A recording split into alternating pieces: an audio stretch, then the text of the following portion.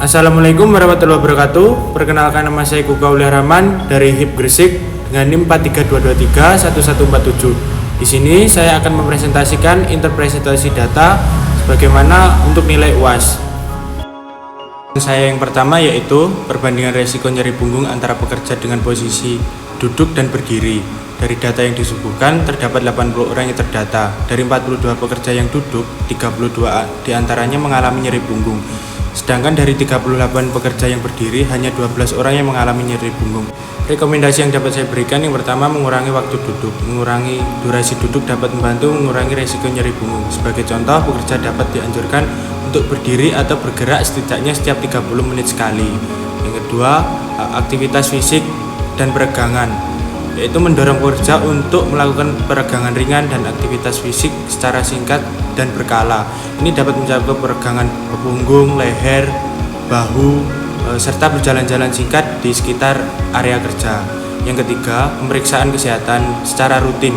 Perusahaan-perusahaan para pekerja tersebut dapat menyediakan program kesehatan dan kesejahteraan di tempat kerja, termasuk pemeriksaan kesehatan rutin yang dapat membantu mendeteksi dan menangani masalah punggung secara dini.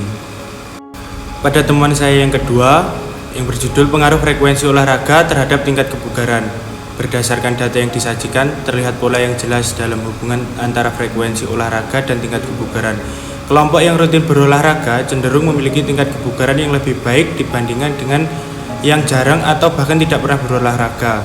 Dari kelompok yang rutin berolahraga, mayoritas ada 24 orang mendapatkan tingkat kebugaran yang baik atau good. Terdapat juga sejumlah kecil yang dapat mencapai tingkat kebugaran yang sangat baik, excellent, ada 1 orang, serta beberapa individu memiliki tingkat kebugaran yang cukup atau average.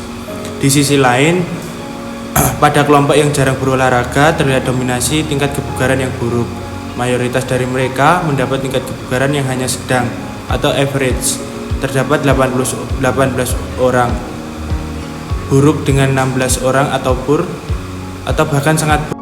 Dari data tersebut, rekomendasi yang dapat saya berikan diantaranya yang pertama, meningkatkan olahraga rutin untuk para pekerja yang jarang atau bahkan tidak pernah berolahraga.